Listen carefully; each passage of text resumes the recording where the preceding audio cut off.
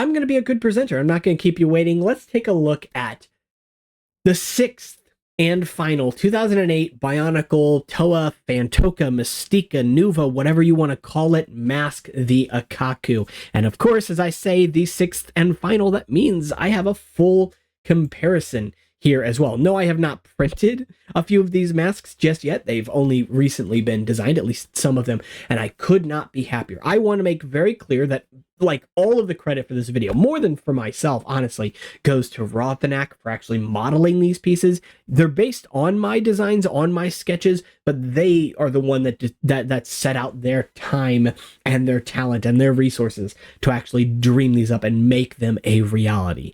I could not be happier with how this set has come out, and seeing them all together too really makes them feel quite like a family. Now, we know in 2008 Bionicle decided to change the colors of these characters. Lego decided to change the colors, and not to my liking necessarily, but maybe some people preferred those colors too. So I wanted to go ahead and make sure we had representation all the way across the board. And I think that these look quite nice as well. So I'm very happy with how they all look. I think they look still appropriate too, even in these colors. You can very clearly tell who each of these masks are supposed to belong to when you see them. They're fairly instantly recognizable. They're pretty close to it, I like to hope. Maybe that's just my bias from having, actually sat down and designed some of these.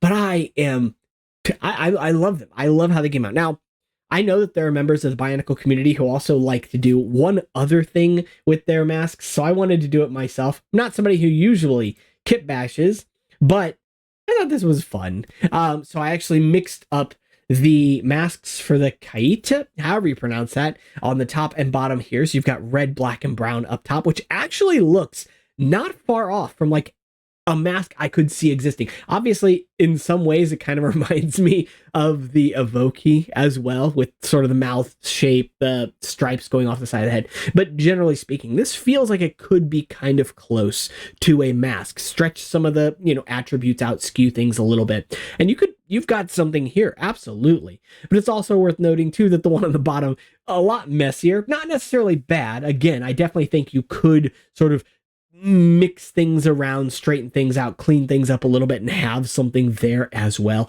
Generally, though, I'm pretty happy with how all of these ended up looking. This is not what sort of I had in mind when designing these. I didn't expect them to go together, but they do, and they look actually pretty decent for what it's worth.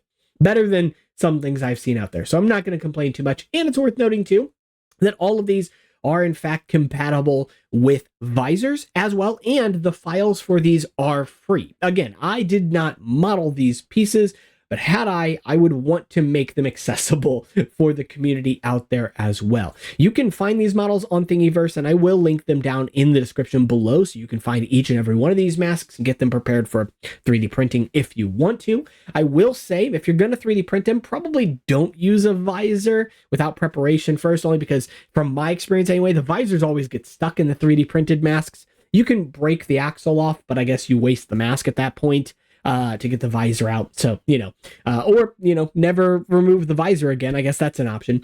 I'm sure depending on the material, it's going to work out better than some, but not for me anyway. So yeah, very, very happy with how these have all come out. I could not be happier. Honestly, I'm quite ecstatic about the whole, having them all together. It really is. I know I talked about it already. I know it's cliche to say it, but it really is like a dream to sit there with pieces that you designed in front of you for something that you love. Anytime you get to contribute something to a community that you enjoy, that you're a fan of, there's something very surreal about it. I quite like it. So I'm honored to have had this project, if nothing else. But again, it's hardly a project for me. It's a couple hours sketching at most.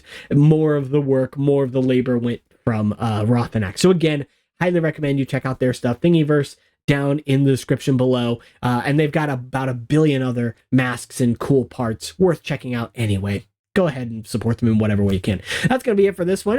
If you did enjoy the video, subscribe. It helps. If not, subscribe anyway, just to be a rebel. I don't know.